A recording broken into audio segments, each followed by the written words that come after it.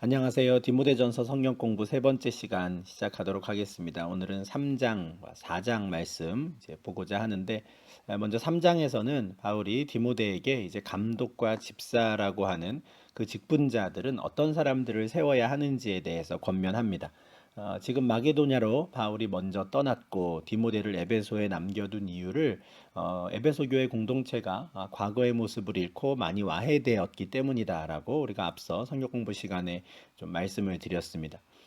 이렇게 무너진 와해된 공동체를 세우기 위해서 또 함께 동역할 귀한 직분자들이 이제 반드시 필요한 상황이었을 것이고, 그러면 어떤 사람들을 또 직분자로 세워야 하는지에 대해서 이제 바울이 이제 디모데에게 권면하는 내용입니다. 3장 1절에서 바울은 미쁘다 이 말이여 곧 사람이 감독의 직분을 얻으려 함은 선한 일을 사모하는 것이라 함이로다. 이렇게 직분에 관한 말씀을 시작합니다. 이 말은 정말이다. 이 말은 믿을만하다라는 것인데 어떤 말이 믿을만한 거냐면 사람이 감독의 직분을 얻으려고 하는 것. 내가 직분을 맡아서 교회 공동체에서 한번 일해보고 싶다라고 마음을 먹는 것. 그런 생각을 갖는 것은 선한 일을 사모하는 것이다 하는 거죠. 좋은 일이라는 겁니다. 이 감독이 누구인가에 대해서는 이제 초대교회 당시 또 여러 성경에 신약 성경에 있는 말씀들을 통해서 좀 설명을 드리겠지만 감독이든 뭐 장로든 집사든 어떤 직분이든지 간에 공통적으로 적용할 수 있는 말씀입니다. 교회 공동체에서 직분을 맡아서 특별한 역할을 내가 한번 감당해 보고 싶다라고 하는 건 뭐 교만한 생각이 아니라는 거죠. 교만한 게 아니라 오히려 선한 일을 사모하는 것이다라고 이야기합니다. 하나님 보시기에 기쁘신 일이다라는 거죠. 디모데전서 3장에서 바울이 권면하는 직분자로 권면하는 대상은 감독과 집사라고 하는 이 두 직분입니다. 근데 모든 교회가 다 감독과 집사라고 하는 두 직분만 있었던 것은 아닙니다. 아마도 에베소 교회 공동체에서는 그렇게 감독, 집사라고 하는 이름으로 불리는 사람들이 지금 좀 필요했던 것 같은데 우리가 9월부터 10월까지였죠. 우리 하반기 첫 번째 성경 공부로 우리가 에베소서를 공부했었는데 그때 에베소서 4장 11절 12절에는 바울이 이렇게 직분에 대해서 설명한 바 있습니다. 그가 어떤 사람은 사도로, 어떤 사람은 선지자로, 어떤 사람은 복음 전하는 자로, 어떤 사람은 목사와 교사로 삼으셨으니 이는 성도를 온전하게 하여 봉사의 일을 하게 하며 그리스도의 몸을 세우려 하심이라 해요. 바울이 에베소 교회에 보낸 편지 이때만 해도 사도, 선지자, 복음 전하는 자, 목사, 교사 어쩌면 이런 다양한 직분자들이 에베소 교회 공동체에 있었는지도 모르겠습니다. 아니면 에베소 교회에는 없더라도 이와 같은 다양한 직분이 있다라는 걸 에베소 교인들이 또 이미 알고 있었을 수도 있겠죠. 이처럼 교회 공동체에서는 각 교회의 필요에 따라서 다양한 직분을 맡고 있는 사람들이 있었습니다.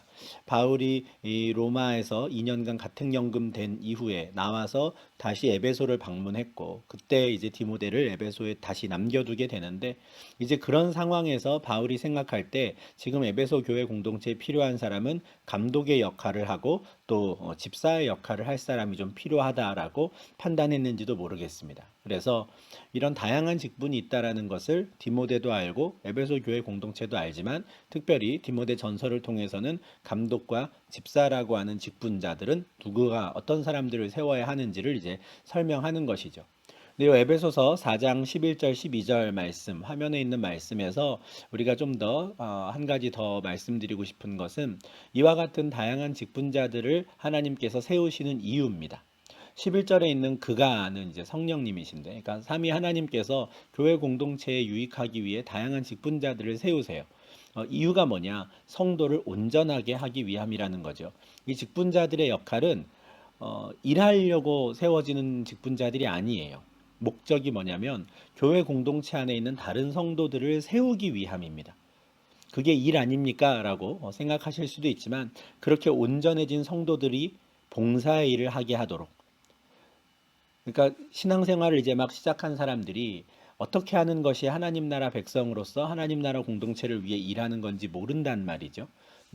하나님을 모르는 삶을 살다가 이제는 막 하나님을 알게 되었으니까 어떤 삶을 사는 것이 하나님께 기쁨이 되고 성도로서 합당한 일인지를 몰라요. 그것을 알려주고 가르쳐주고 또 그에 대한 본을 보이는 사람들이 이제 직분자들인 것이고, 직분자들을 통해서 모든 성도들이 잘 배워야 되는 겁니다. 그리고 배운 대로 봉사의 일을 함께 해야 하는 것이죠. 그러니까 직분자들만 일하는 것이 아니라 결국에는 온 성도들이 그리스도의 몸을 세우는 데에 한 마음이 될 수 있도록, 그래서 먼저 신앙생활 한 사람들이 다양한 역할을 맡아 직분을 맡아서 그 일들을 감당하는 것이죠. 그 중에 지금 감독과 집사라고 하는 사람들이 에베소 공동체 회복을 위해 필요하다라고 바울이 생각한 것 같습니다. 이렇게 교회 공동체 안에 다양한 직분이 생기게 된 좀 주요한 사건이 있습니다. 이 부분을 좀 먼저 말씀드리고 이제 직분에 합당한 사람들은 누구인지에 대한 구체적인 내용을 보면 좋겠는데요. 사도행전 6장 2절부터 4절에 보면 열두 사도가 모든 제자를 불러 이르되 우리가 하나님의 말씀을 제쳐놓고 접대를 일삼는 것이 마땅하지 아니하니 형제들아 너희 가운데서 성령과 지혜가 충만하여 칭찬받는 사람 일곱을 택하라. 우리가 이 일을 그들에게 맡기고 우리는 오로지 기도하는 일과 말씀 사역에 힘쓰리라. 이렇게 말하는 내용이 있습니다.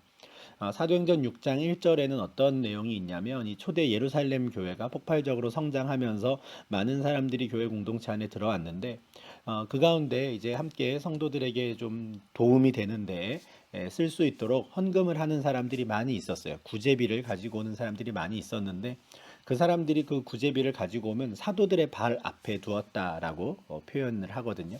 그 사도들이 그것을 받아서 당연히 그들이 가진 것은 아니고 그것을 책임 있게 이제 도움이 필요한 사람들에게 골고루 나눠주는 일을 이제 사도들이 했던 것이죠. 그런데 사도행전 6장 1절에 보면 사도들이 그렇게 구제비를 집행하는 데 있어서 공동체 안에 이제 좀 문제가 생기기 시작하는 겁니다. 불만이 나오기 시작해요. 어떤 불만이냐면 히브리파 유대인, 그러니까 이스라엘 가나안 땅 본토에서 살고 있는 유대인 과부들에게 더 많은 구제비가 집행된다라는 것에 대해서 헬라파 유대인들, 그러니까 교포 유대인들이라고 생각하시면 됩니다. 지중해 연안에서 이제는 복음을 듣고 예루살렘에서 이제 좀 오랫동안 머물게 된 그 교포 유대인들 사이에 불만이 생긴 거예요. 분명히 열두 사도들도 뭐 일부러 그랬던 건 아닐 겁니다. 어, 그렇지만 아무래도 같은 언어를 좀 더 편하게 사용하고 또 이미 원래부터도 그 상황을 서로 잘 알고 있었던 사람들에게 더 많은 도움의 손길이 이제 갔던 거죠. 그리고 외국에서 온 사람들, 이 헬라파 유대인들 같은 경우에는 뭐 상황도 잘 모를 수도 있고 그러다 보니 이제 열두 사도들 입장에서는 그들에게 필요에 긴밀하게 대응하지 못했던 것 같아요. 근데 그런 것들이 이제 불만이 나오기 시작하는 거죠. 그래서 열두 사도가 자신들의 연약함을 인정하고 자신들의 잘못을 인정합니다. 그러면서 지금 6장 2절부터 4절에서 이와 같은 말씀을 한 거거든요. 그래서 자신들이 원래 해야 되는 일들을 지금 놓고 지금 접대를 일삼고 있었다. 근데 여기서 말하는 접대는 누군가를 이제 뭐 대접하는 게 아니고요. 성경에 보면은 이 접대라는 단어 앞에 숫자가 표시되어 있을 거고요. 그 숫자 밑에 보면은 각주에 또는 재정 출납을 이런 식으로 다른 설명이 있을 겁니다. 그러니까 재정 출납을 담당하는 것이 마땅치 않다. 무슨 말입니까? 돈과 관련된 구제비를 집행하는 건 우리가 안 하는 게 좋겠다라고 이야기하는 거예요. 그래서 형제들 가운데 성령과 지혜가 충만해서 칭찬받는 사람 일곱을 택해서 그들에게 이 일을 맡기고 우리는 오로지 기도하는 일과 말씀 사역에 힘쓰겠다. 우리가 사도로서 원래 해야 되는 일에 힘쓰고 이 구제하는 사역, 이 재정을 집행하는 일은 다른 사람에게 맡기겠다 하는 것이죠. 물론 그 사람들이 아무나 되어서는 안 됩니다. 조건이 있죠. 기준이 있습니다. 성령과 지혜가 충만하여 칭찬받는 사람. 한마디로 말해서 교회 공동체 안에 있는 사람들이 믿을 만한 사람, 신뢰할 만한 사람을 택하자는 거예요. 그 일곱을 택해서 접대를 맡기자, 재정 출납을 맡기자라고 하는 것이죠. 그렇게 해서 초대 예루살렘 교회에 12명의 사도들 외에 이 재정 출납을 담당할 7명의 사람들이 생깁니다. 이게 사도행전 6장 5절 6절 이어지는 내용이 있는데 이 많은 분들이 그 기록되어 있는 이름을 보고는 그들이 헬라파 유대인들이다라고 생각합니다. 그러니까 교포 유대인들이라는 거예요. 이렇게 좀 균형을 맞추게 된 것 같아요. 공동체 안에서 말씀을 가르치는 사람들은 열두 사도들, 원래 그 본토 유대인들이니까 이 재정을 담당하는 사람은 또 헬라파 유대인들. 그래서 공동체가 이제 히브리파 유대인과 또 헬라파 유대인이라고 하는 이 큰 언어적인 상황들로 인해 나누어져 있는데 양쪽 공동체 모두가 좀 균형을 맞출 수 있도록 이렇게 역할을 분담한 것으로 보입니다. 이게 사실은 사도행전에 나온 교회 역사에서 최초로 나타난 구체적인 역할 분담이에요. 예, 그러니까 사도들의 역할, 또 우리가 흔히 집사라고 부르는 그들의 역할, 이 두 역할이 이제 지금까지도 쭉 이어지면서 장로교 전통에서는 당회가 이제 말씀 사역과 또 예배와 관련된 일들을 이제 주관하고 또 재직회, 집사님들이 함께하는 그 재직회를 통해서 교회의 재정을 담당하는 이런 식으로 이제 역할을 구분하게 되는 것이죠. 저희 교회에서도 지금 정관에 부여되어 있는 당회의 권한 중에 재정에 관한 권한이 없습니다. 당회가 마음대로 목사와 장로가 마음대로 재정을 쓸 수가 없는 것이죠.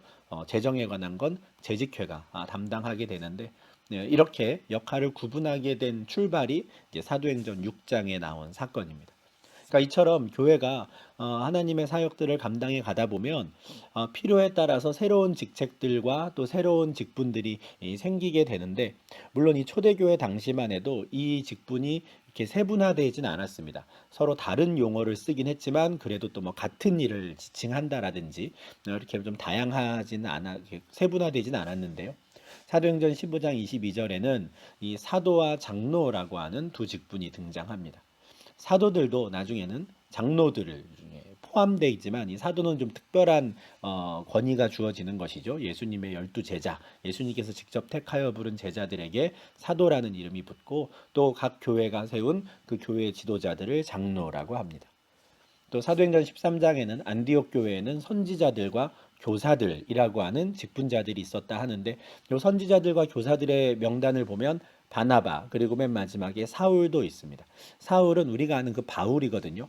바울은 사도가 아닌가 싶은데 안디옥 교회에서는 또 선지자라고도 불리고 교사라고도 불렸던 것이죠. 그러니까 교회 공동체 안에서 어떤 역할을 감당하느냐에 따라서 다양한 직분으로 또 불리기도 하고 다양한 직분자가 세워지기도 하고 한 것 같습니다. 근데 공통적으로 이 장로라고 하는 사람들이 이제 계속 세워져요. 예루살렘에도 있었고 또 바울이 이 복음을 전하러 갔던 그 모든 지역 교회마다 이제 장로라는 사람을 세우게 되는데 아무래도 이 교회 공동체가 처음 이제 세워지고 나면 그 교회 공동체를 좀 앞장서서 이끌어 갈 사람, 리더 역할을 할 사람, 그리고 또 성도들을 좀 돌보는 역할을 하는 사람들, 이런 사람들을 이제 장로라고 좀 불렀던 것 같고 그렇게 장로들을 세워갔던 것이죠. 요한이서 1장 1절에 보면 이 요한이서는 사도 요한이 쓴 편지거든요. 그러니까 사도인데도 불구하고 그는 자기를 장로라고 말합니다. 아마 이 요한이서 편지를 쓸 때쯤에는 이제 많은 사도들은 다 세상을 떠나고 이제 마지막으로 남은 사도로서 더 이상 내가 예수님의 제자다라고 하는 사도로서의 권위보다는 또 특별히 이 편지를 쓸 때는 교회의 지도자로서 이 편지를 보내는 것이 더 합당하다라고 생각해서 스스로를 장로라고 표현한 것 같아요. 근데 디도서에 보면 바울이 디도에게 장로들을 세울 때는 또 감독을 세울 때에는 이런 사람을 세워야 한다라고 권면을 하거든요. 바울이 로마에서 가택연금된 이후에 이제 아마 그레데 섬, 크레타 섬도 방문했던 것으로 보이는데 그때는 디도도 함께 갔다가 디도를 그 그레데 섬에 남겨두는 것이죠. 그리고 에베소에 와서는 에베소에 디모데를 남겨둡니다. 그런데 바울이 디도에게 보내는 편지에는 집사에 대한 이야기가 없어요. 장로들을 세울 때에는 이렇게 하고 감독은 어떤 사람인지를 설명을 하거든요. 디도가 있었던 그 그레데 섬에는 집사 직분자들보다는 어쩌면 좀 더 앞서서 리더들이 더 좀 필요했던 것 같고 그러다 보면 장로와 감독에 대한 이야기를 지금 한 것으로 보이거든요. 그러니까 이 디모데에게 말했던 직분자와는 또 좀 다른 거죠. 아마 교회 상황들에 따라서 필요한 직분자들이 다르다고 판단한 것 같은데 비록 디도에게 보낸 편지에는 장로와 감독이라고 하는 용어가 둘 다 나오기는 하지만 일반적으로 초대교회 당시에 사용했던 용어들을 보면은 장로와 감독이 엄격하게 구분되는 직분은 아니었던 걸로 보입니다. 어떤 기능적인 역할을 좀 더 강조할 때는 감독이 되는 것이고, 또 교회 공동체 안에서 성도들을 돌보고 좀 지도하는 역할, 이렇게 좀 권면하는 역할이라면, 조언을 구하는 역할이라면 또 좀 더 장로라고 불리고, 약간 좀 그 일하는 방식 또는 기대하는 책 또는 역할에 따라서 장로 또는 감독이라고 부른 것처럼 보이지만 거의 뭐 혼용되는 걸로 저희가 생각하시면 되겠습니다. 다만 지금은 다릅니다. 지금은 이제 2000년이 지난 이 시점에는 보통은 이제 감독이라 그러면 이제 목사들을 이야기하고요. 그리고 장로라고 하면 보통 장로교에서 말하는 그 장로인 것이죠. 그래서 이 감독을 이제 목사를 지칭하는 걸로 생각하는 교단이 현재 이제 감리교가 있습니다. 그래서 감독들이 치리하는 교회이기 때문에 감리교인 거고요. 장로교는 이제 교회 장로들이 치리하는 교회이기 때문에 장로교입니다. 그래서 장로교 전통에서는 목사도 장로의 한 사람으로, 다만 가르치는 장로로서 이제 목사를 생각을 하는 것이고요. 감리교에서는 이제 감독과 장로가 좀 다른 직분인 걸로 그렇게 좀 생각을 할 겁니다. 그런데 이 편지에서는 장로든 감독이든 이 같은 맥락으로 저희가 생각하시면 좋겠고, 최소한 신약 성경에서는 이 두 단어가 그렇게 세분화되진 않았다라는 걸 좀 생각하시면 좋겠습니다. 자, 그러면 우리 2절부터 나오는 이 직분자들에게 합당한 어떤 성품이랄까요? 덕성은 무엇인지 좀 보면 좋겠습니다. 바울이 디모데에게 이런 사람을 감독으로 장로로 세우라고 말하는데요. 감독은 책망할 것이 없으며 한 아내의 남편이 되며 절제하며 신중하며 단정하며 나그네를 대접하며 가르치기를 잘해야 된다 그래요. 정말 이런 사람들이 감독이 되고 장로가 되어야겠죠. 왜냐하면 감독이든 장로이든 이들은 교회의 대표, 교인들의 대표자이기 때문에 그렇습니다. 교회 공동체의 리더가 된다라는 건 그들을 대표한다라는 거예요. 그러면 이것은 뭐 2000년 전에 에베소 교회만이 아닙니다. 지금도 마찬가지죠. 지금도 우리가 함께 신앙생활을 이렇게 하고 있는데, 저희가 이제 로테르담 사랑의 교회인데 로테르담 사랑의 교회의 장로, 로테르담 사랑의 교회 목사라고 하면 그 교회 모든 성도들을 대표하는 사람이거든요. 그렇다면 그 사람은 책망할 것이 없는 사람이어야겠죠. 여기서 말하는 책망할 것이 없다라는 건 정말 하나님 보시기에 흠없는 자가 아닙니다. 그런 사람은 없지요. 여기서 말하는 책망할 것이 없다라는 건 일반적인 사회 통념상 또는 사회의 법규상 죄를 범한 적이 없다라는 이런 뉘앙스로 저희가 좀 받아들일 수 있으면 좋겠어요. 사람들 앞에 부끄럽지 않은 거죠. 예. 그러니까 손가락질 당할 만한 일을 하지 않는 사람인 겁니다. 그리고 한 아내의 남편이어야 한다라고 말해요. 이 조건이랄까요? 이 구절에 대해서는 지금 굉장히 다양한 해석이 있습니다. 그래서 뭐 제가 하는 해석이 뭐 절대적인 해석이다라고 저도 절대 말씀드릴 수가 없지만, 저는 이 한 아내의 남편이 된다라고 하는 이 표현은 바울이 감독은 남성으로 세워라라고 하는 성별을 정해준 것이라고 받아들이는 입장입니다. 왜냐하면 지금 이 구절만 보는 것이 아니라 우리 지난주에 보았던 2장 후반부 말씀에서부터 바울은 창조의 원리 가운데 남성과 여성의 역할을 교회 공동체 안에 그대로 적용합니다. 그런 점에서 감독이든 장로든 이 사람들은 리더 역할을 하는 사람들이거든요. 대표 역할을 하는 사람입니다. 그 대표 역할은 성별로 따지자면 남성이어야 한다라고 말하는 것이죠.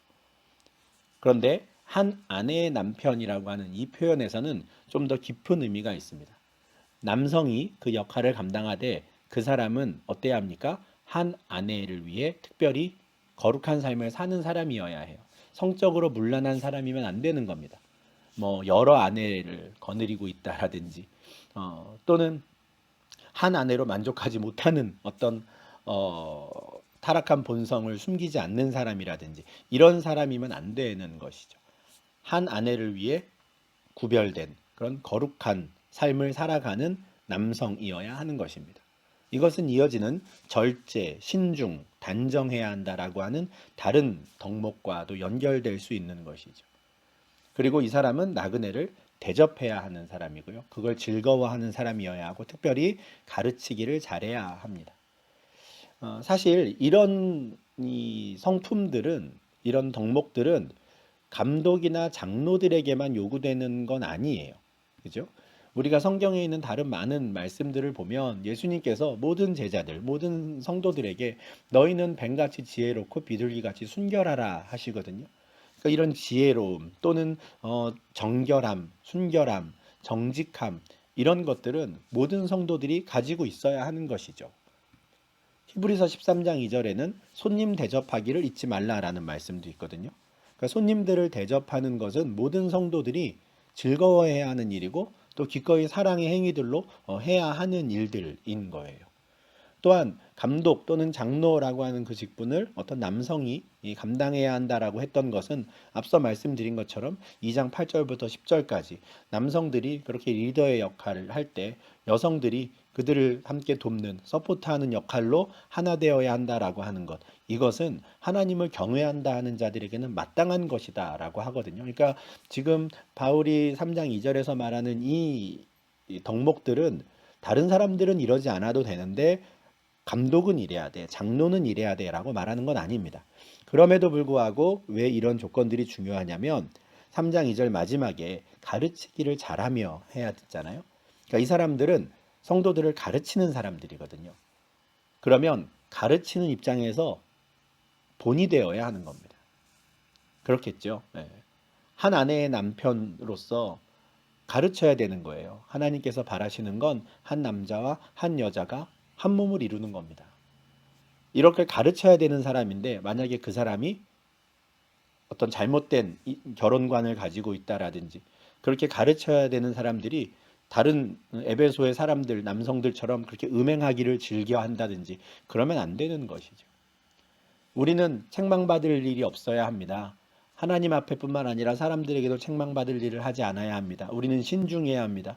우리는 절제해야 합니다. 우리는 단정해야 합니다라고 가르쳐야 되는 사람인데 그 사람이 그런 삶을 살지 않는다 그러면 그거는 헛된 일이 되겠죠. 그래서 모든 성도들이 당연히 다 갖추기 위해서 애를 써야 하는 덕목이지만 특별히 교인들의 대표자, 특별히 또 그 사람으로부터 가르침을 받아야 되는 성도들 입장에서는 감독이나 장로는 먼저 그런 덕목들을 잘 갖추고 있는 사람을 직분자로 세워야 하는 것입니다. 또 다른 조건이 있습니다. 3절이죠. 술을 즐기지 아니하며 구타하지 아니하며 오직 관용하며 다투지 아니하며 돈을 사랑하지 아니하며 2절에서는 갖추어야 되는 덕목이고요. 3절은 갖추고 있지 않아야 되는 모습입니다. 그러니까 해야 하는 게 뭐냐? 3장 2절이고요. 하지 말아야 하는 게 3장 3절인데 하지 말아야 하는 건 술, 남들 때리는 거, 다투는 것, 돈을 사랑하는 거 이런 거 하지 말아야 하는 거예요. 물론 술 뭐 필요할 때 한두 잔 하는 거 괜찮습니다. 바울이 이제 디모데전서에서도 디모데에게도 권면하잖아요. 너의 치료를 위해서라도 포도주를 한 잔씩 곁들여라 이야기하거든요. 그러니까 술을 마시냐 안 마시냐의 문제가 아니에요. 그런데 어떤 이야기입니까? 술 취해 있는 사람이면 안 되는 거예요. 그렇죠. 누군가의 대표자, 지도자 역할을 하려면 항상 올바른 정신을 가지고 있어야 하는 겁니다. 어떤 상황에서 어떤 일이 벌어질지 모르는데 술에 취해 있다라는 건 사탄에게 시험거리를 줄 일들이 많아지는 거거든요. 그런 일들을 하지 않는 것이죠. 그래서 하나님께서 주신 그 지혜와 또 지식과 이성과 판단력을 잘 가지고 있으면서 항상 교인들의 대표자, 교회의 대표자로서 하나님의 뜻이 무엇인지 잘 분별해야 되는 사람입니다. 그러니 그 사람은 술 취하는 사람이면 안 되고 성령으로 충만함을 받아야 하는 사람인 것은 당연하죠. 물론 이것도 모든 성도들이 그래야 하지만 감독이나 장로의 직분에 해당하는 사람들은 더욱 그렇다라는 거예요. 분명히 바울은 빌립보서 4장 5절에서 모든 성도들에게 관용을 베풀어야 한다. 관용적인 사람이 되어야 한다고 말을 하지만 특별히 감독은 더 그렇다는 거죠. 너그러운 사람이어야 하고요. 자꾸 남들이랑 싸우려고 그러고 용서를 하기가 참 힘든 사람이고 내 뜻대로 되지 않으면 막 주먹이 나가고 이런 사람은 안 되는 겁니다. 그런 사람은 감독이나 장로에 어울리지 않습니다. 돈을 사랑하지 않는 것도 마찬가지예요. 이게 참 감독이나 장로에게 중요한 덕목이죠. 바울은 디모데전서 6장 5절에서 이런 말씀도 전하거든요. 경건을 이익의 방도로 생각하는 사람들이 있다라는 거예요. 무슨 말이냐면 경건함, 신앙생활 하는 거죠. 하나님의 백성 공동체로 뭔가 열심히 살아가는 건데 그런 삶을 나의 이익의 수단으로 생각하는 사람들이 있다라는 거예요. 정말 그런 일이 있을까 하는데 있죠. 예. 목사, 장로, 권사, 집사 아니면 직분이 아니더라도 뭐 성가대 활동을 하든지 뭐 교회 안에서 있는 모든 활동들을 하는 게 결국엔 나에게 이익이 될 거야. 이게 어떤 하늘나라를 사모하는 그런 이익이 아니라 정말 이 땅에서 나에게 경제적인 이득이 될 것 같아서 뭐 사람들과 네트워크를 만들기 위해서 이런 용도로 하는 사람들이 있는 것이죠. 옳지 않다라는 거예요. 그런 사람들은 마음이 부패한 자들이고 진리를 잃어버린 자들이다라고 말하거든요. 그러면서 디모데에게 이런 권면도 합니다. 경고죠. 돈을 사랑하는 건 일만 악의 뿌리가 된다라고도 이야기합니다. 그러니까 하나님을 사랑할 것인가, 재물을 사랑할 것인가. 재물을 사랑하는 순간 하나님을 향한 마음은 온데간데 없이 사라지는데 그렇다면 모든 성도들이 그래야 하지만 특히나 감독, 장로라고 하는 그 리더의 역할을 하는 사람들은 이런 부분에 있어서 계속해서 마음을 다스려야 하는 겁니다. 내가 돈을 사랑하고 있지는 않은가? 그러면 안 되는 것이죠. 이게 감독으로 세워져야 되는 사람들에게 필요한 덕목입니다. 또 다른 덕목들이 4절과 5절에 있습니다. 자기 집을 잘 다스려 자녀들로 모든 공손함으로 복종하게 하는 자라야 할지며 사람이 자기 집을 다스릴 줄 알지 못하면 어찌 하나님의 교회를 돌보리요 합니다. 자기 집을 잘 다스리는 사람이어야 한다 그래요. 여기서 이제 다스린다라는 건 권위주의적인 사람을 말하는 게 아닙니다. 권위주의와 권위는 다르죠. 위에서부터 찍어 누르고 억압하고 아무런 본을 보여주지도 않으면서 내가 장로니 내가 감독이니 다 내 말 들으시오. 이거는 아닙니다. 자기 집에서도 마찬가지죠. 부모로서 아무런 본이 되지도 않는데 내가 아빠니까 내 말 무조건 들어야 돼 라고 억압하는 건 성경이 말하는 잘 다스리는 건 아닙니다. 성경이 말하는 잘 다스리는 건 뭐냐면 데살로니가전서 5장 12절 13절에서 맨 마지막에 구절에 있는데요. 사랑 안에서 서로를 귀히 여기며 화목한 결과를 만들어내야 하는 겁니다. 그러니까 이 다스리는 자들과 화목한다라는 건 그들이 절대 억압하는 사람들은 아닌 것이죠. 오히려 본을 보이고 먼저 움직이고 한 발 더 움직이고 섬기고 하는 이런 다스림이 있어야 하는데 자기 집을 그렇게 경영하는 사람들이 교회 공동체 안에서도 감독이나 장로의 역할을 감당할 수 있다 하는 거예요. 왜냐하면 자기 집을 다스릴 줄 알지 못하는데 어떻게 하나님의 교회를 돌볼 수 있는가라고 바울은 생각했기 때문입니다. 이 3장 5절에서도 바울은 가정 안에서의 일을 확장해서 교회로 적용하는 걸 볼 수 있습니다. 이런 점에서 앞서 3장 2절에서 감독은 한 아내의 남편이라고 해서 성 역할을 아주 분명하게 언급한 것도 저는 같은 맥락이라고 생각합니다. 그러니까 그것이 어떤 사회 문화적으로 해석해서 지금은 이 성 역할을 이렇게 엄격하게 구분하지 않아도 된다라고 저는 생각하지 않는 것이죠. 바울은 창조의 원리 가운데 이 남자와 여자의 역할을 분명히 다르게 이해하고 있고요. 이것은 에베소서에서 아주 분명하게 나타나는데 그것을 교회 공동체에도 이미 2장 후반부에서 적용을 했고요. 직분자를 세우는 데 있어서도 리더 역할을 하는 것은 남성이어야 한다라고 권면하고 있는 것입니다. 왜냐하면 집에서도 남편이 이 리더의 역할을 하고 아내가 돕는 베필로스의 역할을 해야 하는 것이기 때문에 똑같은 원리를 지금 적용하는 거죠. 그러니 이런 말씀도 가능한 겁니다.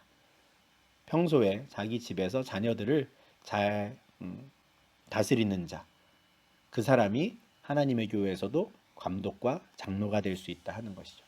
우리가 이 3장 4절 말씀에서 자녀들로 모든 공손함으로 복종하게 하는 자라고 할때 참 어디까지 우리가 할 수 있는가라는 것도 좀 한번 고민해 볼 필요는 있을 것 같습니다. 물론 여기서 복종하게 하는 자라고 할 때 이 복종이 참된 진리, 그러니까 신앙에 복종하는, 다시 말해서 자녀들도 다 신앙생활을 하는 자여야 한다라는 것에 대해서는 저도 동의합니다. 그런데 이제 실제 현실에서는 어떤 일들이 이제 벌어집니까? 우리가 그 어떤 분을 뭐 감독이나 또 장로 또는 목사로 세워서 그렇게 직분을 감당하게 하고 있는데 30년, 40년이 지나서 자녀가 성인이 되었을 때 그의 신앙까지도 우리가 어떻게 할 수는 없는 것이죠. 그래서 우리가 이 자녀들로 모든 공손함으로 복종하게 하는 자라야 한다라고 하는 것은 최소한 너무 막 장기적으로, 그래서 30년, 40년 뒤에 자녀들의 모습에 따라서 그 직분을 감당하고 있는 사람들의 권위를 막 무너뜨리거나 이럴 수는 없을 것 같고요. 다만 그 직분자가 세워지는 그 시점에 한정해서 저희가 좀 판단해 볼 수 있지 않을까 생각을 합니다. 그래서 자기 집을 잘 다스리고 있는 사람, 더군다나 이것은 어떤 신앙적인 문제만이 아니라 일반적인 사회생활 또는 가정생활 안에서 부모로서의 권위가 있는 사람이어야 한다라는 것으로도 우리가 또 좀 확장해서 생각할 수 있겠습니다. 또 다른 조건이 이제 6절과 7절에 있죠. 새로 입교한 자도 말지니 교만하여져서 마귀를 정죄하는 그 정죄에 빠질까 함이라. 또한 외인에게서도 선한 증거를 얻은 자라야 할지니 비방과 마귀의 올무에 빠질까 염려하라 합니다. 1절부터 5절까지에 있는 감독의 조건에 다 부합하는 사람이 있다 하더라도 만약에 그 사람이 교회에 등록한 지, 그러니까 신앙생활을 시작한 지 얼마 되지 않았다 그러면 그 사람을 위해서라도 그 사람은 리더의 역할을 맡기지 말아라 합니다. 뭐 시기가 그렇게 중요합니까? 라고 생각할 수도 있겠지만 오히려 그 사람을 위해서 하지 말라는 거예요. 왜냐하면 그 사람이 교만해질까 염려하는 것이죠. 내가 신앙생활 얼마 하지도 않았는데 나에게는 이미 이런 덕목들이 있는데 어쩌면은 타고난 성품이 참 좋은 사람일 수도 있겠죠. 타고난 성품이 가르치기를 잘하는 사람일 수도 있습니다.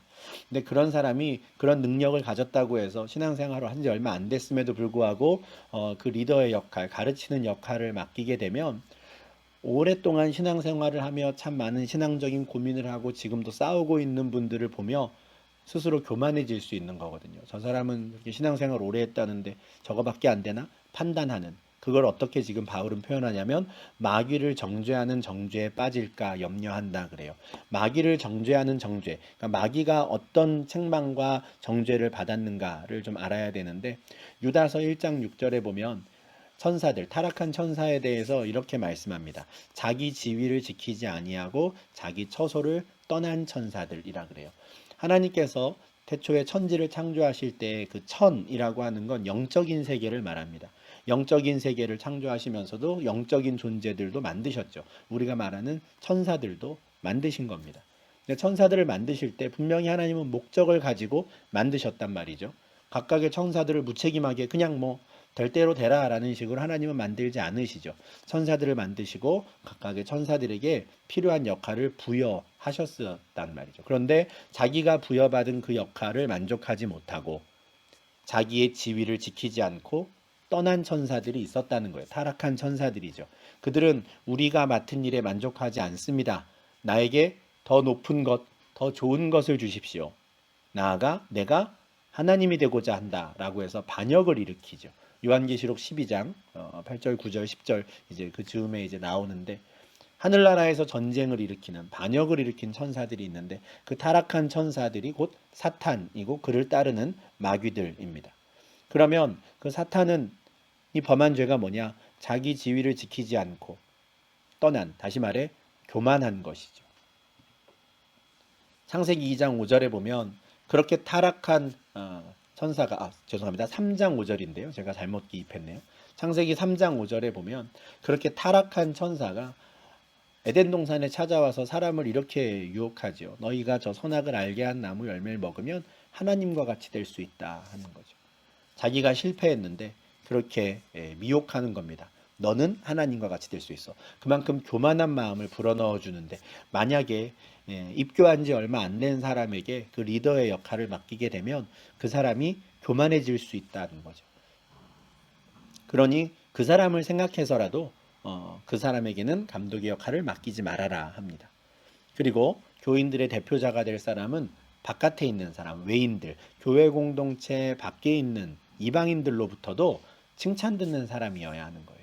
선한 증거를 얻은 자여야 합니다. 이것은 뭐 상식적으로 생각해 보면 당연합니다. 그죠? 우리가 어디 가서 이 사람이 우리 교회 목사입니다, 장로입니다, 뭐 권사입니다, 집사입니다라고 했을 때 부끄럽지 않아야 되잖아요. 남들이 볼 때 놀래면 안 되겠죠.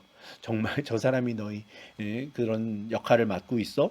어우, 어떻게? 이러면 안 되는 것이겠죠. 그러니까 밖에 있는 사람들로부터도 인정받을 수 있는 사람이어야 돼요. 만약에 그렇지 않다면, 그래서 2절에서 말한 것처럼 책망할 것이 없어야 되는데 책망할 것이 있는 사람에게 그 직분을 맡기는 경우에는 문제가 생길 수 있는 것이죠. 역시 이것도 모든 성도들이 다 생각해야 되는 점입니다. 초대 예루살렘 교회가 생겼을 때 사도행전 2장 47절에 보면 그 많은 성도들이 예루살렘에 있는 다른 백성들에게 칭찬을 받았다 하거든요. 이 온 백성은 교회 공동체에 들어오지 않은 사람들이에요. 예수 안 믿는 사람들인데 그 사람들이 볼 때 저 공동체에 있는 사람들, 저 사람들 좋은 사람들이야 칭찬 받았다는 거예요. 저 사람들 선한 사람들이야 칭찬을 받았는데 더더군다나 이런 성도들의 대표자에게는 더 필요한 증거가 되는 것이죠. 만약에 그렇지 않을 경우에는 오히려 공동체가 비방을 받게 되고요. 마귀의 올무에 빠지게 되는 겁니다.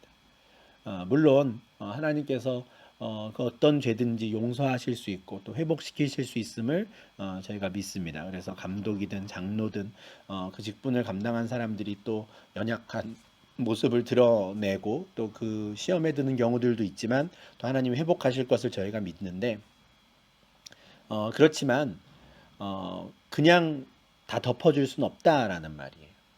오히려 책임을 맡은 사람들에게는 그에 합당한 열매를 원해야 되는 거고요. 그것이 합당한 열매가 이어지지 않을 때에는 그 직책을 또 내려놓게 해야 하는 것도 있습니다. 그러니까 세울 때뿐만이 아니라 이후의 상황에서도 마찬가지라고 생각을 합니다. 사무엘하 12장 13절 14절에 보면 하나님께서 얼마든지 이 회개하는 자들을 용서하시지만 그럼에도 불구하고 벌은 또 면하지 않으신다라는 것을 분명히 알 수 있습니다. 다윗이 바세바와 동침하여 아이를 낳았을 때 거의 기간이 한 1년 정도 돼요. 1년 동안 다윗이 회개하지 않죠. 근데 나단 선지자가 와가지고 그 죄를 지적한 순간 다윗이 자기의 죄를 인정하고 하나님께 용서를 구합니다. 하나님께서 그를 용서하십니다. 예. 그런데 13절 14절에서는 이렇게 나단 선지자가 선포하죠. 이 일로 말미암아 여호와의 원수가 크게 비방할 거리를 얻게 되었다는 거예요. 하나님이 그렇게도 사랑하시는 다윗이 이렇게 끔찍한 죄를 저지른 것에 대해서 사탄이 신이 났다는 거예요. 여호와 하나님을 조롱한다는 거죠. 깔깔거리고 비웃을 거리를 제공했다는 거예요. 비록 하나님이 다윗을 용서하셨지만 그러나 비방거리를 주었으니 조롱거리를 준 것에 대해서는 하나님이 또 벌을 내리시고 책임을 물으시는 겁니다. 그래서 이 다윗과 바세바 사이에 태어났던 그 아이가 반드시 죽게 되는 것이죠. 이 아이를 데려가시는 건 하나님께서 다윗에게 내리는 벌이었습니다. 그러니까 우리가 용서를 받는다는 것과 또 내가 행한 그 악한 행동으로 인해 그 벌을 받는 것은 우리가 구분해야 돼요. 나 용서 받았으니까 난 벌도 안 받아도 돼. 이건 아닌 것이죠. 책임은 져야 하는 겁니다. 그런 점에서 이 바깥에 있는 사람들로부터 감독은 선한 증거, 칭찬을 듣는 사람이어야 하는 것이죠. 비방거리, 조롱거리가 되지 않도록 하기 위함입니다. 지금까지 이제 감독이라고 하는 그 직책을 얻을 사람들은 이런 사람들이어야 한다라는 걸 이제 바울이 알려주었고요. 8절부터는 이제 집사 직분에 합당한 사람들은 누구인지를 설명합니다. 이와 같이 집사들도 정중하고 일구이연을 하지 아니하고 술에 임박히지 아니하고 더러운 일을 탐하지 아니하고 깨끗한 양심에 믿음의 비밀을 가진 자라야 한다 해요.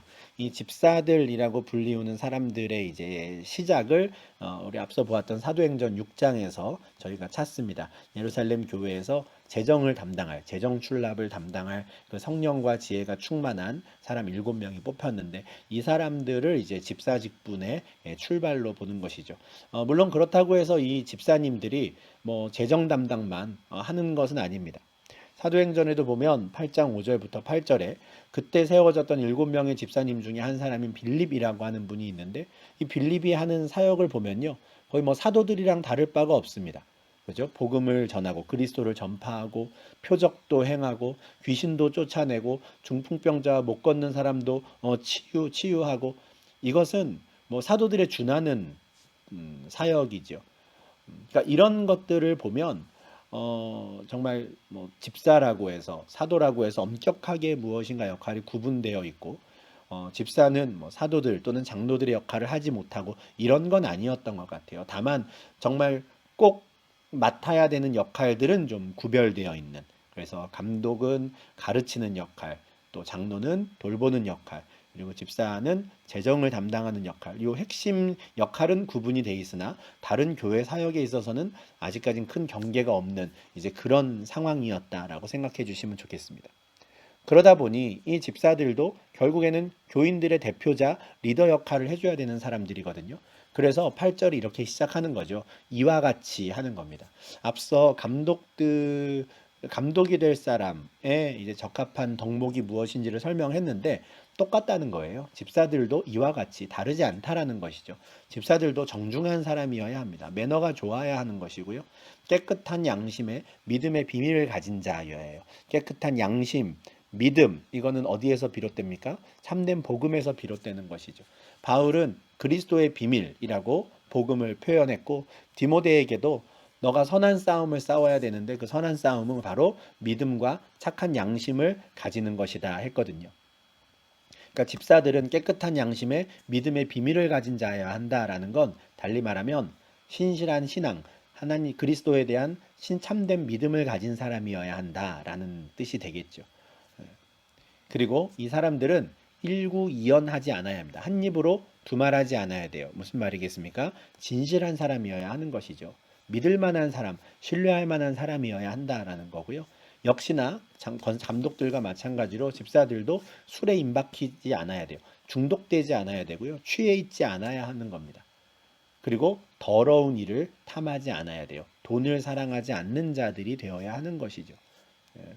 사실은 뭐 짧게 이야기는 했지만 감독들에게 필요한 덕목과 다르지 않습니다. 같은 사람, 같은 것을 요구해야 하는 것이죠. 이 집사들은 누구를 그 역할에게 맡길 것인가에 대해서 먼저 시험해 보라 그래요.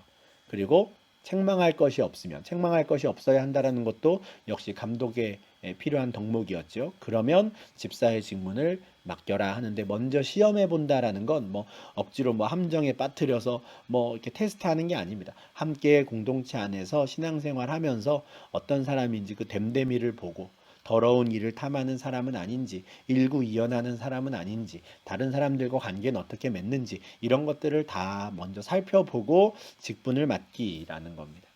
감독에 대한 권면에서도 입교한 지 얼마 안 된 사람에게 맡기지 말라 했잖아요. 아마 같은 시기를 말하는 것 같습니다. 같이 신앙생활 해보면서 경험적으로 서로를 먼저 알아야 한다라는 것이죠. 그 다음에 비로소 이제 그 직분을 맡기게 하라라는 거예요. 이게 이제 집사들에게 필요한 덕목, 또 디모데에게 어떤 사람을 집사로 세워야 하는지를 지금 권면하는 내용입니다. 이어지는 11절에는 조금 해석이 좀 어려운 또는 좀 주의해야 되는 구절이 있는데요. 여자들도 이와 같이 정숙하고 모함하지 아니하며 절제하며 모든 일에 충성된 자라야 할지니라 라는 말씀이 나와요. 여기서 나오는 이 여자들이 누구인가에 대해서 좀 크게 두 의견이 있는데 하나는 지금 집사에 대한 이야기를 하고 있으니까 집사들의 배우자라는 거예요. 왜냐하면 3장 12절 우리가 곧 보겠지만 3장 12절에서 집사들도 한 아내의 남편이어야 한다라는 말씀이 있거든요. 그러니까 감독과 함께 집사도 바울은 남성에게 그 역할을 맡겨야 한다라고 지금 이야기를 했는데 그러다 보니 배우자도 좀 살펴봐야 한다 이렇게 해석하는 분들이 있어요. 집사에 대한 내용 중간에 들어간 이 여자들에 대한 내용은 집사의 아내들에 대한 이야기라는 것이죠. 근데 저는 그 해석은 조금 무리라고 생각합니다. 왜냐하면 일단 그들의 여자들이라든가 집사들의 여자들이라고 하는 표현이 없어요. 그냥 여자들 이렇게만 부르고 있고요. 무엇보다도 앞에 감독을 세울 때 감독의 아내들은 어때야 한다라는 말이 없었거든요. 그런데 갑자기 집사에 대해서만 또 그 아내들이 이래야 한다 저래야 한다라고 말을 한다라는 거는 좀 맥락에 맞지 않는다고 생각합니다. 저는 이 여자들 여기서 11절에 나오는 여자들은 아직은 구체적으로 감독이나 집사라고 하는 그런 이름으로 불릴 만한 직분은 아직은 있지 않으나 교회 공동체 안에서 집사에 준하는 어쩌면 감독에 준하는 역할을 했던 여성들이 있었다라고 생각합니다. 그리고 그런 역할을 맡는 사람들도 이와 같아야 한다라고 말을 하는 것이죠. 제가 이렇게 생각하는 이유는 디모데전서 5장에 우리가 이제 다음 주에 보게 될 텐데 디모데전서 5장에 참 과부라고 하는 아주 긴 항목이 나와요. 누가 과부인가? 이게 지금 우리 입장에서는 좀 되게 낯선 이제 아마 섹션이 될 텐데 에베소 교회에는 과부 명단이 있었고요. 누구를 그 과부 명단에 올릴 것인가를 이제 주의해야 하는데 어떤 사람을 올려야 하는지를 아주 진지하게 바울이 이제 권면을 합니다. 그런데 그 내용을 보면 주로 그렇게 과부들의 명단을 정리하는 이유는 구제 대상을 정하는 것 같아요. 그러니까 구제의 목적으로 그런 걸 했다라고 또 생각할 수 있지만 중요한 건 그 과부들에 대한 이야기가 끝나고 5장 후반부에는 다시 장로들에 대한 이야기가 나오거든요. 그런 점에서 볼 때 저는 어쩌면 여기서 말하는 디모데전서 5장 전반부에 나오는 그 과부들 그리고 그 과부들의 명단을 관리하는 어떤 참 과부라고 불리우는 그런 여성들이 교회 공동체 안에서 역시 많은 인원을 차지했던 여성들을 구체적으로 돌보고 그들을 지도하는 역할을 맡지 않았을까라고 저는 생각하는 입장입니다. 생각해 보면 지금도 마찬가지거든요. 제가 이제 노트레담 사랑의 교회 담임 목사지만 여성분 혼자 계신 집에 저 혼자 가가지고 신방하거나 그분을 돌본다는 것은 불가능합니다. 하면 안 되는 일이죠. 어, 에베소 교회도 마찬가지였을 거거든요. 감독과 집사라고 하는 역할을 남성들이 감당한다. 이거는 큰 창조의 원리 가운데 진행한다 그러면은 교인들의 절반 이상이 되었을 그 여성들에 대한 특별히 남편을 잃고 혼자 살고 있는 과부들은 그럼 어떻게 지도를 받을까? 2000년 전 로마 시대 때 그 남성 지도자가 여성 혼자 있는 집에 방문해서 무엇인가를 가르치고 지도한다? 불가능한 일입니다. 책망받을 일을 하면 안 되는 건데요. 그죠? 감독이든 집사든 외인들로부터 바깥 사람들로부터 칭찬 들어야 되는데 그런 행동은 하면 안 되는 것이죠.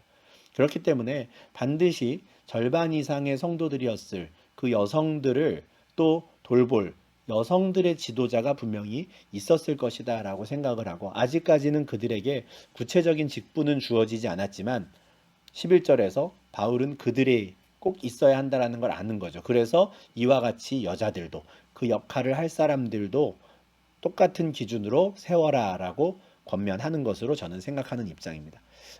아마도 이 여성분들이 지금 한국 교회에서는 권사와 같은 역할을 감당하지 않았을까라고 저는 생각을 하는데 로마서 16장 1절 2절에 보면 바울이 베베라고 한 어떤 자매를 일꾼이라고 부르거든요.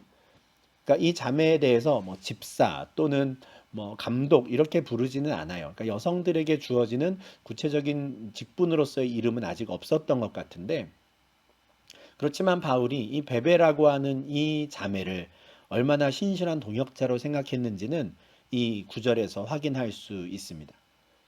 너희는 주 안에서 성도들이 합당한 예절로 베베를 영접하고 무엇이든지 그에게 소용되는 바를 도와주라 해요. 그가 여러 사람과 나의 보호자가 되었다 하거든요. 이 보호자라고 하는 것은 이 돕는 자로서의 역할을 기꺼이 감당했다라는 것이죠. 그런데 바울이 로마서 16장에서 정말 많은 사람들의 이름을 나열합니다. 그 가운데에는 당연히 남성도 있고요. 여성도 있고 다양한 사람들을 쭉 나열하는데 그 중에 제일 먼저 바울이 말하는 사람이 베베인 거예요. 로마 교회 공동체 가운데 이 갱그레아 교회 일꾼인 베베를 꼭 소개시켜 주고 싶은 거예요. 이 사람만한 일꾼 동역자가 없거든요. 그러니까 이런 식으로 교회 공동체 안에 아직은 특별한 직책으로 직분으로 불리지 않았으나 정말 감독에 준하는 또는 집사에 준하는 정도의 사역을 하였던 그런 여성 사역자들, 동역자들이 있었던 것으로 보이고 지금 바울이 3장 11절에서 말하는 그 여자들은 아마 그런 분들이 아니었을까 하는 것이죠. 그렇다면 이분들에게 요구하는 덕목은 앞서 감독이나 집사에게 요구했던 것과 같아야 합니다. 그죠? 정숙해야 하고요. 절제해야 하고 충성된 자여야 하는 것이죠. 그래야 여성들의 또 리더 역할을 감당할 수 있기 때문에 그렇습니다. 그리고 모함하지 않는, 일구이연하지 않는 사람이 이제 집사가 되어야 한다 했는데 같은 맥락입니다. 그죠? 어, 선한 말, 또 격려하는 말, 위로하는 말들을 해야 하는 사람이지 모함하는 말을 하는 사람은 안 되는 것이죠. 이처럼 집사에 준하는 역할을 감당할 어떤 여성 사역자들, 여성 성도들에 대한 권면을 11절에서 잠깐 하고요. 12절에서 다시 집사들에 대한 권면이 이어갑니다. 집사들은 한 아내의 남편이 되어 자녀와 자기 집을 잘 다스리는 자일지니 집사의 직분을 잘한 자들은 아름다운 지위와 그리스도 예수 안에 있는 믿음에 큰 담력을 얻느니라 해요. 이 집사들은 한 아내의 남편, 리더 역할은 공동체의 공식적인 리더 역할은 남성이 해야 한다라고 바울은 이야기하고요. 감독에 대한 것과 같죠. 자녀와 자기 집을 잘 다스리는 자여야 합니다. 집에 대한 개념을 지금 교회 공동체로 확장시키고 있기 때문에 자연스럽게 이 성별에 대한 구분도 바울은 이어가고 있습니다. 이렇게 이런 덕목을 갖고 있는 사람들을 이제 집사 직분을 맡기는데 그렇게 받게 된 집사의 직분을 잘한 사람들은 아름다운 지위를 얻게 된대요. 하나님께 칭찬 듣게 되는 것이죠. 어, 교회 공동체의 머리 대신 예수 그리스도께 칭찬을 듣는 겁니다. 그리고 그 다음에 중요한 말씀이 있는데요.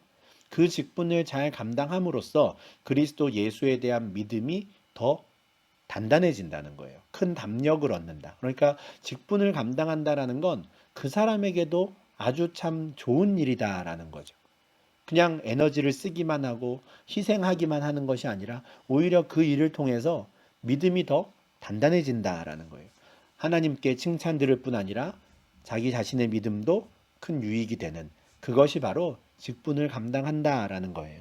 그러다 보니 우리가 3장 1절에서도 보았지만 이런 직분을 맡아서 한번 내가 공동체를 섬겨보겠다라고 하는 건 선한 일입니다. 좋은 일이에요. 그 선한 일을 사모하는 것이다 하는 것이죠.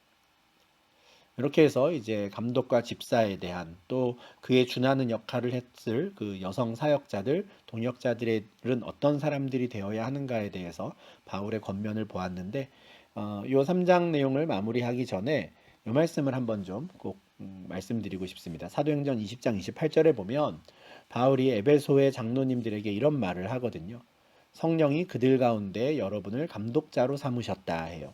이 말씀을 드리는 이유는 이 교회 안에 있는 이 직분 제도를 사람이 만든 인간적인 제도로 이제 말씀하시는 분들이 계십니다. 그래서 그분들은 이뭐 목사, 장로, 권사, 집사라고 하는 오늘날의 이 직분 제도를 부인하고 우리는 그냥 다 주 안에서 하나다, 형제 자매다라는 것을 이제 강조하는 분들이에요. 물론 틀린 생각이라고만 할 수는 없습니다. 우리는 다 주 안에서 하나고 절대 직분은 수직적인 개념이 아니거든요. 우리 머릿속에 아무리 자꾸 그런 생각이 들어오더라도 우리는 떨쳐야 하는 것이죠. 하나님 앞에 우리가 다 동등하다라는 것을 늘 기억해야 합니다. 그런데 여러 가지 부작용 가운데 이것이 자꾸 수직적인 무엇인가로 여겨져서 사람들을 또 억압하고 또 오히려 잘못된 방향으로 가게 만드는 부작용들이 있다 보니까 이런 직분에 대한 반감으로 우리는 다 주 안에서 형제고 자매입니다라고 하는 완전히 좀 반대쪽으로 가는 움직임들도 여전히 있습니다. 그렇지만 그분들께는 이 말씀을 꼭 좀 들려드리고 싶습니다. 많은 성도들 가운데 직분을 주어서 감독자를 세운 것, 장로와 권사와 감독과 집사라는 직분자들을 세운 분은 사람이 아니에요. 성령께서 하신 일인 거죠. 성령이 모든 성도들 가운데 여러분을 감독자로 삼으셨습니다. 이게 지금 바울이 에베소 장로들에게 들려주는 말씀이거든요. 그러면 왜 삼으셨느냐? 양떼를 위해서예요. 그 양떼는 누구의 양떼입니까? 하나님의 양떼, 예수 그리스도의 양떼인 것이죠. 이것을 기억해야 합니다. 만약에 직분을 맡은 사람들이 성도들을 자기의 양떼, 나의 사람들이라고 생각하면 그때부터는 큰일 나는 거죠. 그때부터는 이제 이 직분 제도에 대해 반감을 가진 분들이 보았던 그런 부작용들이 나타날 겁니다. 그러나 그건 옳은 모습이 아니거든요. 직분을 맡은 사람들은 하나님의 백성들을 하나님의 양으로 늘 기억하고 있어야 하고 그들을 돌보기 위해 그들에게 유익이 되고자 나를 직분자로 세우셨다. 그분은 바로 하나님이시다. 성령께서 나를 직분자로 세우셨다라는 것을 늘 기억해야 하는 것이죠. 그래야 주께서 주시는 그 능력 가운데 각자 맡겨진 직분을 감당할 수 있고 그 일을 잘 감당함으로써 하나님 앞에 아름다운 지위를 얻게 되는 것이고 또 자신의 믿음도 더 굳건해질 수 있는 것이죠. 그래서 이 디모데전서 3장 말씀은 우리가 직분자를 교회 공동체가 어떻게 세울 것인가에 대한 우리가 좀 도움을 받을 수 있는 구체적인 말씀인데 우리가 교회 공동체에서 이미 이런 직분을 맡아서 세워져 있는 분들을 위해서 이런 말씀들을 생각하며 그들을 위해 좀 기도할 수 있으면 좋겠습니다. 그분들이 이와 같은 덕목들을 잘 갖춘 사람들이 될 수 있도록 그리고 또 성령께서 그들을 그 역할을 맡기셨다라는 걸 우리가 받아들이고 그분들을 또 존중하며 그렇게 하나 되어서 공동체를 잘 만들어가고 세워갈 수 있도록 우리가 함께 좀 기도도 하고 노력도 할 수 있으면 좋겠습니다. 네, 이렇게 해서 우리가 3장 이제 말씀을 보았고요. 다음 영상에서 이제 3장 마무리하고 그리고 4장까지의 말씀을 계속 좀 이어보도록 하겠습니다. 그러면 다음 영상으로 이어가도록 하겠습니다.